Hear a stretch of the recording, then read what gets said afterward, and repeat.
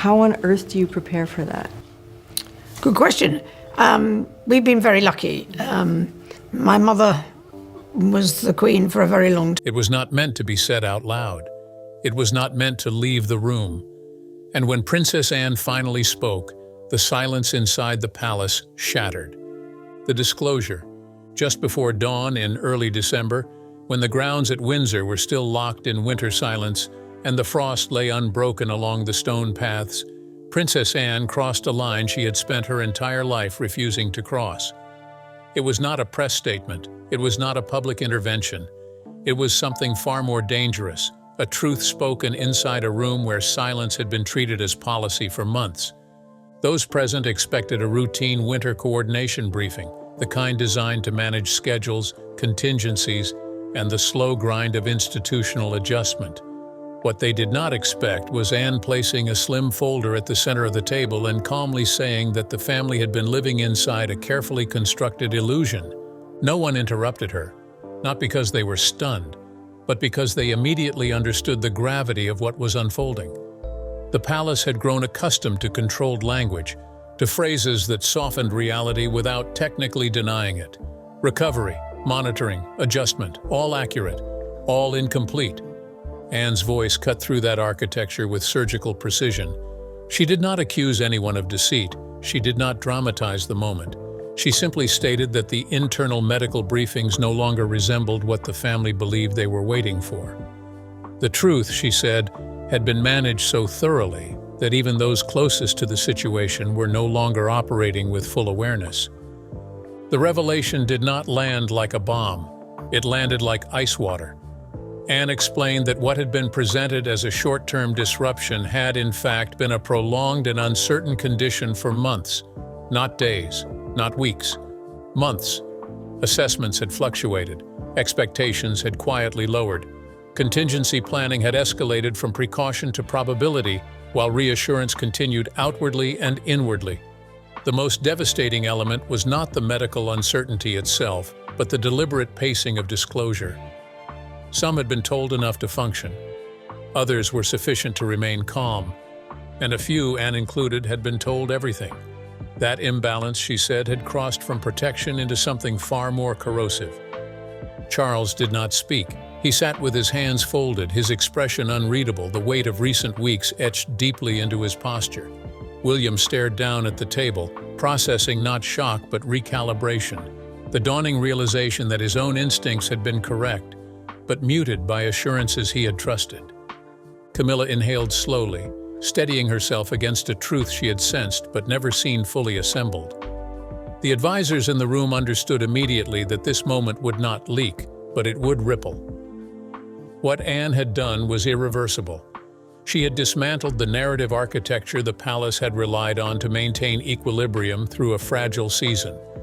Anne's concern was not framed as anger. It was framed as a consequence. She told them that the longer silence persisted, the more damage it inflicted, not on public confidence yet, but on familial trust. People had adjusted their expectations, their emotional bearings, their planning based on information that was technically correct, but strategically incomplete. Children had sensed tension without understanding it.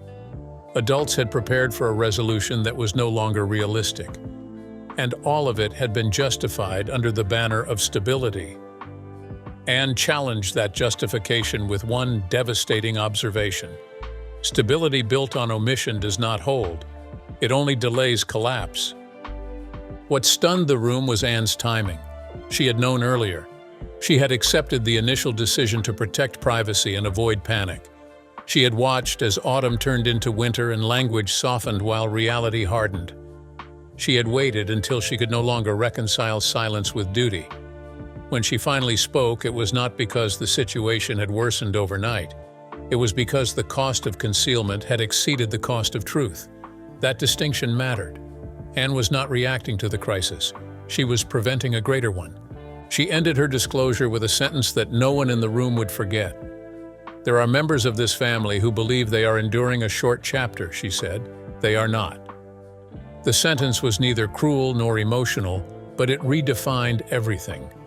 It meant decisions framed as temporary were actually structural. Sacrifices asked quietly would not be repaid with normalcy. The winter ahead was not a holding pattern. It was a new reality that required honest reckoning. When the meeting adjourned, there were no raised voices and no dramatic exits. There was only a heavy stillness, the kind that settles when people realize they must now reorganize their understanding of the future. Anne gathered her papers, nodding once, not in defiance but in resolve. She had done what she believed the institution had failed to do for months. She had told the truth inside the family before it was forced into the open by circumstance. And in that quiet room, as the pale winter light finally began to creep across the windows, everyone understood that the silence protecting them had finally broken. What was hidden? What Princess Anne revealed that morning was not a secret in the traditional sense. It was not locked away in a single document or buried inside a sealed envelope waiting to be discovered. It existed in fragments, dispersed across briefings, softened phrases, and carefully timed reassurances that never quite added up when placed side by side. The truth had been diluted, not denied, and because it was diluted, it had been allowed to persist without triggering an alarm. Anne's intervention forced those fragments into alignment, and once they were aligned, the picture became impossible to ignore. The internal record told a story very different from the one the family believed they were living inside. Late summer assessments had already begun to shift away from optimism, though the language remained deliberately gentle. Words like expected improvement quietly disappeared, replaced by ongoing response and variable outcome. To anyone outside the system, these changes might have seemed minor. Inside the palace, they signaled a profound shift. Medical teams stopped speaking in terms of timelines and started talking in terms of ranges. Schedules were adjusted not weeks ahead, but months. Contingency plans were no longer theoretical. They were being rehearsed. Anne had tracked these changes with a discipline that came naturally to her. She read every briefing fully, not just the summaries. She noticed when optimism became conditional and when reassurance required increasingly careful phrasing. What troubled her was not that the situation was uncertain. Uncertainty, she understood, was inevitable. What troubled her was that the uncertainty was being treated as temporary when the evidence no longer supported that assumption. The family, she believed, was being protected from a truth that would not remain containable indefinitely. By early autumn, the internal tone had shifted again. Secondary consultations were added, not because of sudden deterioration, but because clarity remained elusive. Monitoring increased. The language around recovery became deliberately non-committal. No one said the word permanent, but no one said temporary either. Instead, the briefings hovered in an uncomfortable middle ground, designed to prevent panic while quietly preparing for endurance. Anne recognized this strategy immediately. It was the same strategy the institution had used in past crises. Delay clarity, maintain calm, buy time. What made this moment different was the duration. Months passed, and the language did not improve. It hardened. Advisors stopped asking when things would return to normal and began planning for a version of normal that no longer resembled the past. Winter schedules were drafted with gaps rather than commitments. Backup figures were assigned not as emergency stand-ins, but as expected presences. None of this was explained thoroughly to the family. Instead, the emphasis remained on resilience, patience, and privacy. Anne believed those words had become a shield against honesty. The most devastating element of what had been hidden was not the medical uncertainty itself, but the internal hierarchy of knowledge it created. Information was no longer shared evenly. Some family members were told enough to fulfill duties without asking questions. Others were told sufficient to remain hopeful. And a tiny circle was told everything, including the parts that no longer fit the public narrative. Anne found this intolerable. Families, she believed, could survive hardship. What they could not survive was discovering later that hardship had been quietly curated for them. She also understood the institutional reasoning all too well. The monarchy was navigating a fragile period. Public confidence was delicate. International scrutiny, particularly from American media, was relentless. Another destabilizing narrative could not be absorbed easily, but Anne rejected the idea that honesty within the family would automatically lead to chaos outside it. In her view, the greater risk lay in allowing reality to outpace preparedness. When that happened, shock replaced adjustment, and shock was far more dangerous. Anne's greatest fear was not exposure, it was erosion. Every unexplained absence, every softened explanation, every vague reference chipped away at credibility. People noticed patterns even when they were not given explanations. The palace had long relied on the assumption that silence preserved mystique. Anne believed that assumption no longer held. Silence now bred speculation, and speculation filled gaps far more aggressively than truth ever could. By withholding the whole picture, the institution had surrendered control over how that picture would eventually be interpreted. She also worried about the human cost of prolonged ambiguity. Children sensed tension without context. Adults postponed difficult conversations, believing resolution was just around the corner. Emotional preparation was deferred again and again.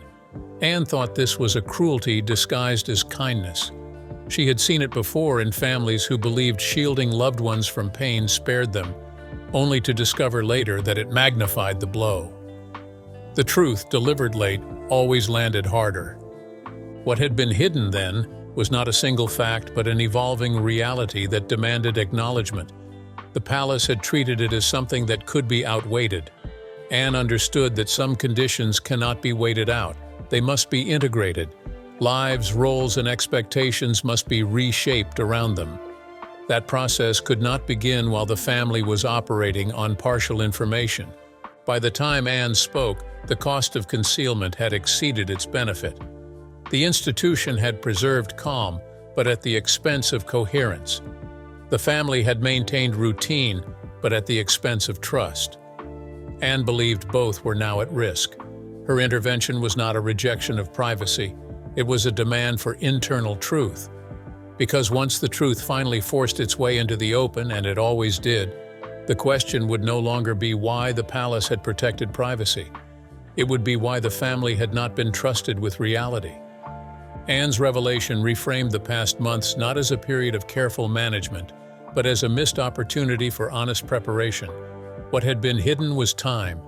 Time to adjust emotionally, time to plan realistically, time to speak openly before circumstances made openness unavoidable.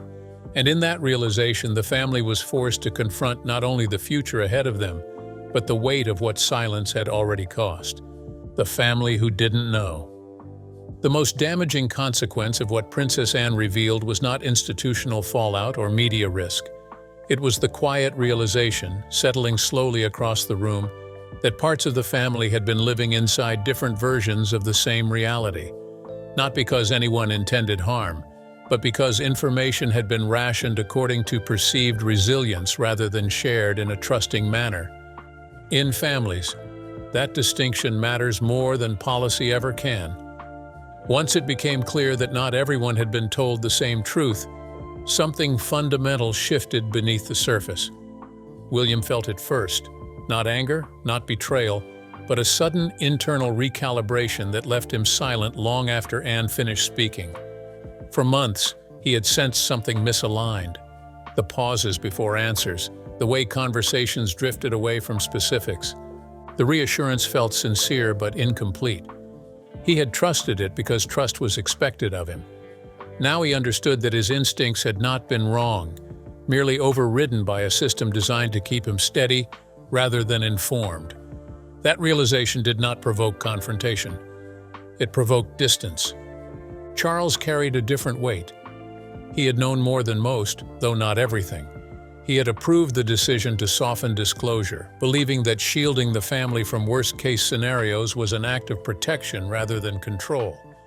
In his mind, this was leadership. He had lived his entire life under the burden of information arriving too early, too brutally, too publicly. He believed delay could be mercy. Anne's intervention forced him to confront the cost of that belief.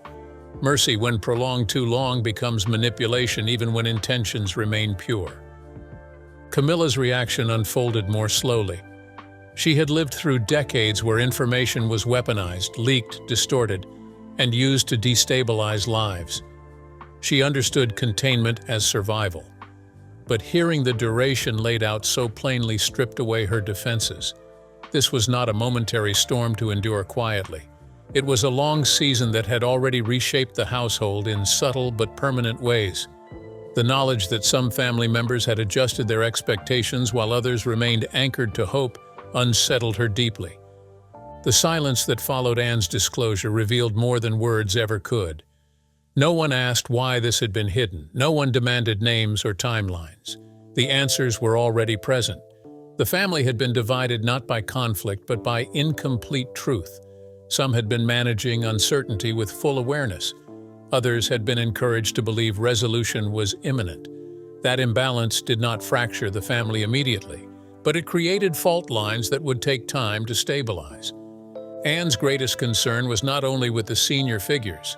She worried about those on the periphery, younger members who sensed unease but lacked context. Children are acutely perceptive to emotional shifts. They notice tightened schedules, guarded conversations, and sudden absences. Without explanation, those observations become fear. Anne believed the family had underestimated the emotional intelligence of its own youngest members. Protecting them from reality had not spared them anxiety. It had simply denied them understanding. She also worried about the adults who had postponed difficult conversations. Plans delayed. Decisions deferred. Emotional preparation was placed on hold because everyone believed they were wading through a short disruption. Anne understood how damaging that postponement could be. When reality finally asserts itself, people are forced to process loss and adjustment simultaneously. That compression of grief leaves no room for adaptation. It overwhelms. She had seen it before, in families and institutions alike. The realization that trust had been unevenly distributed weighed heavily on the room. No one accused anyone of dishonesty, yet the absence of accusation did not erase the wound. Trust, once strained, requires acknowledgement to be repaired. Anne had created that moment of acknowledgement, but she could not dictate what came next. That responsibility now rested with those who had chosen silence as a strategy. William's silence spoke volumes. He understood that leadership demanded composure, but he also understood that composure built on partial truth was unsustainable. His role required him to plan not just for appearances, but for continuity. That planning could not be grounded solely in optimism. It required realism, even when realism was uncomfortable. Anne's disclosure gave him that ground, but it also revealed how long he had been navigating without it. Charles struggled most with the emotional implications. He had believed he was sparing his family unnecessary distress. Now he saw that he had inadvertently delayed their ability to adapt. That recognition did not manifest as defensiveness. It manifested as fatigue. The kind of fatigue that comes when leadership collides with humanity and neither emerges unscathed. He understood now that silence had protected the institution at the expense of familial cohesion. Camilla, too, confronted a reckoning. She had always believed that resilience meant enduring quietly. But endurance without clarity, she realized, becomes isolation. Watching the family absorb Anne's words, she recognized how much emotional labor had been displaced onto reassurance rather than preparation. That displacement had preserved calm, but it had also deepened shock. The two were not equivalent.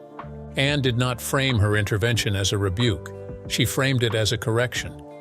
Families, she believed, could not function as institutions without losing something essential. The palace had treated this situation as an organizational challenge when, at its core, it was a human one. That misalignment had produced silence where conversation should have existed. Anne believed the family deserved better than that. The institutional choice. The decision to contain the truth was not born of panic, nor did cruelty drive it.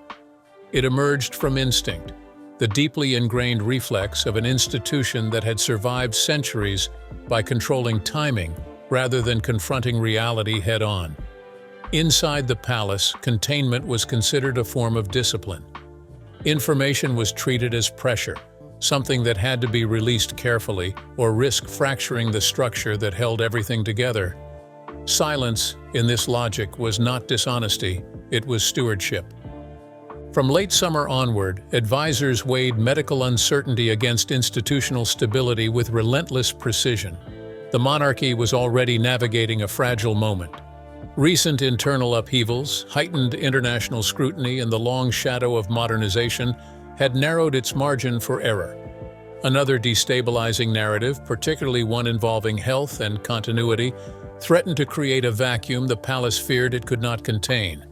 The choice, as it was framed internally, was not truth versus lies, but control versus chaos. Risk assessments were drafted quietly and updated constantly.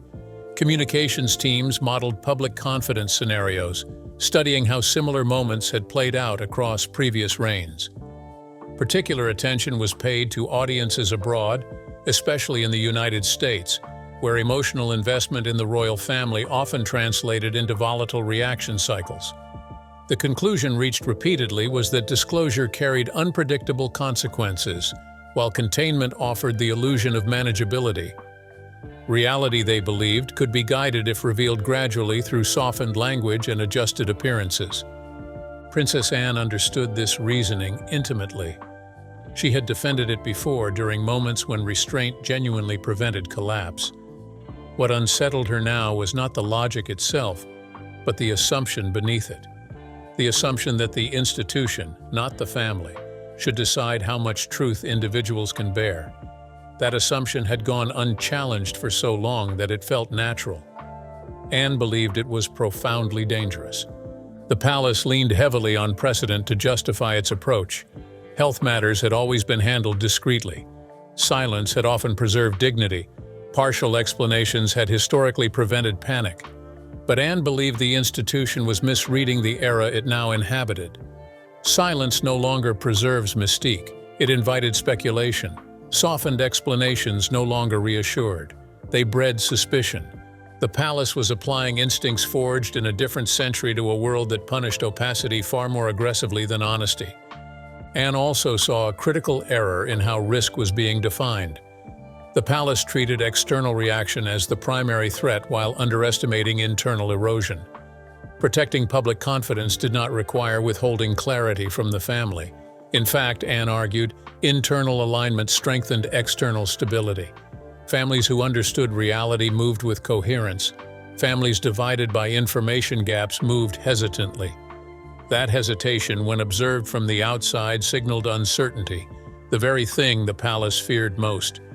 What made the institutional choice particularly perilous was its self-reinforcing nature. Each week of silence made future disclosure more difficult. Each adjusted schedule normalized absence. Each vague phrase became precedent. Over time, the original decision to delay truth hardened into expectation.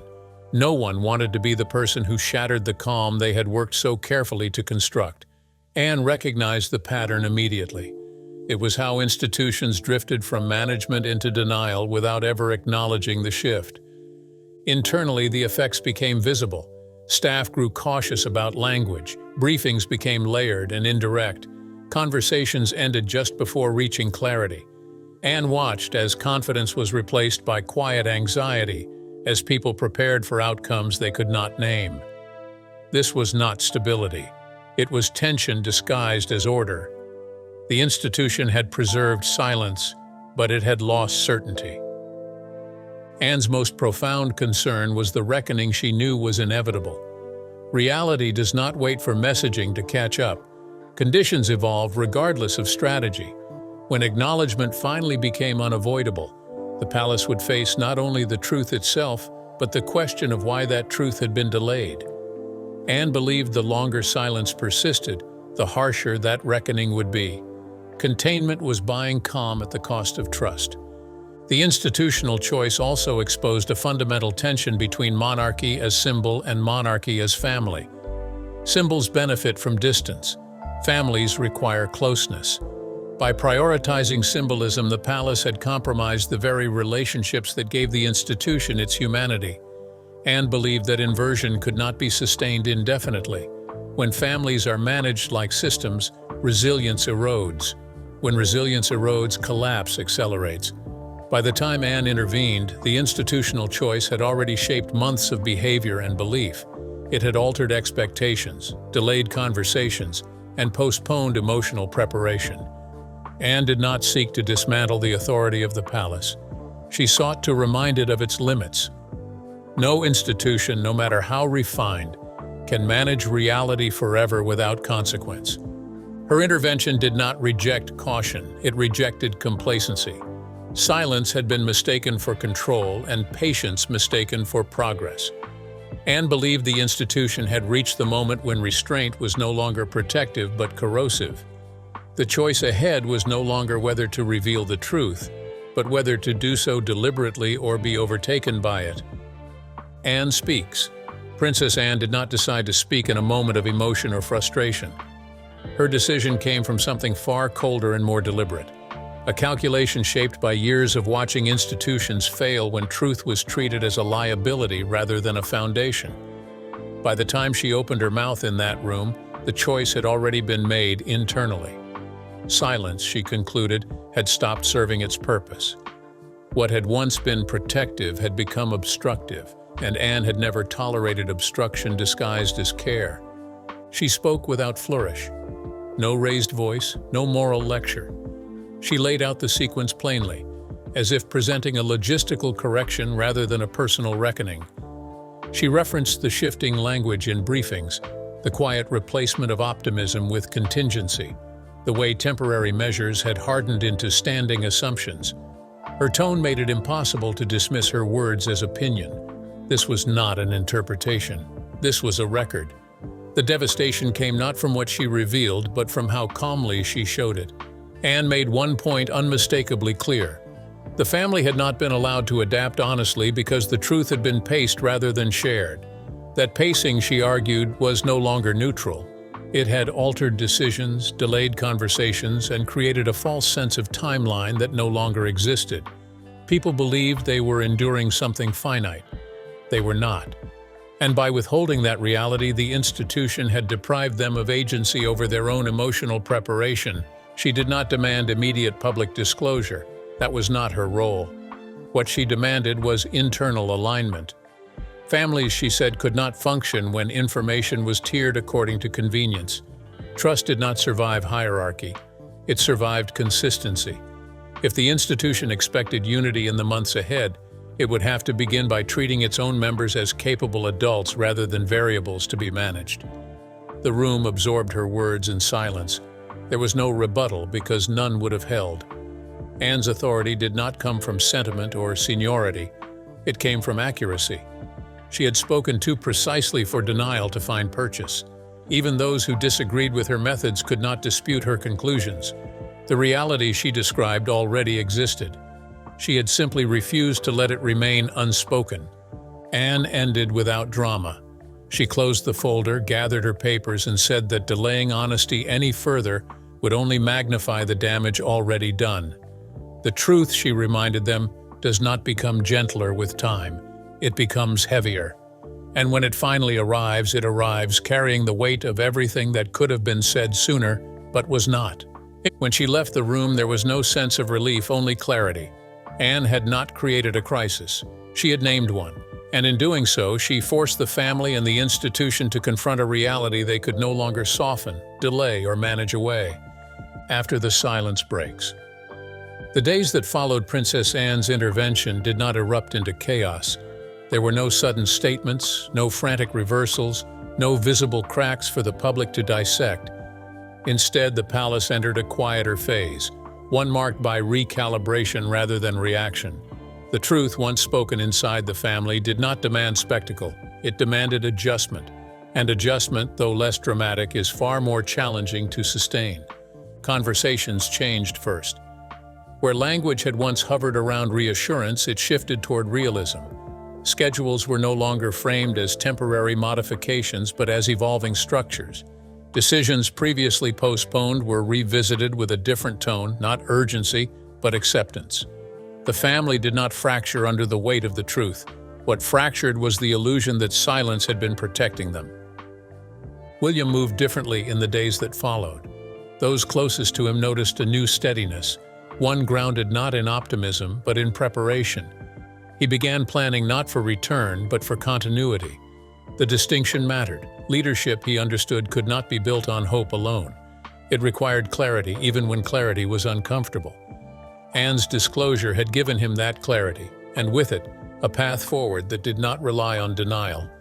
Charles retreated inward, not in avoidance but in reflection.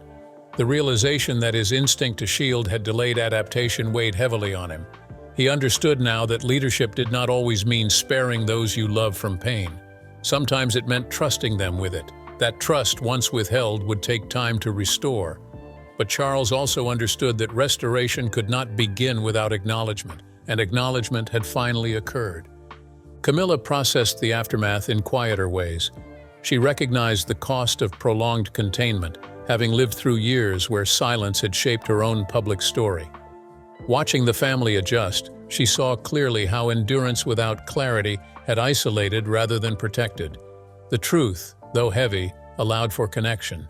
It allowed suspended conversations to resume. It allowed grief, uncertainty, and resolve to exist in the same space without pretense. The institution, too, began to shift. The language in internal briefings sharpened. Ambiguity gave way to precision. Not everything was said, but what was said was no longer padded. Anne had not demanded transparency for its own sake. She had demanded coherence. And coherence, once restored internally, began stabilizing the structure that silence had quietly weakened. What became clear in those days was that the crisis had not been created by truth, it had been delayed. Anne's intervention did not introduce instability. It corrected a trajectory that had been drifting toward a far harsher reckoning. By speaking when she did, she gave the family and the institution time to integrate reality before it was forced upon them by circumstance. As winter deepened, the palace moved forward with a sobering awareness. The season ahead would not be navigated with reassurance alone. It would require resilience built on honesty, not containment. The silence that had once felt protective now felt unnecessary. Its absence did not weaken the monarchy. It clarified it. In the end, Princess Anne did what she had always done. She chose function over comfort. She decided truth over timing. And in doing so, she reminded everyone involved of a lesson institutions often learn too late. Silence buys time, but only honesty builds endurance. What Princess Anne revealed was not just a moment, but a warning about silence, power, and truth inside the world's most scrutinized family. If this story changed how you see the monarchy, share your thoughts below and tell us where you're watching from. Your perspective matters. Subscribe for the next chapter, because what unfolds after this revelation may redefine everything we thought we knew.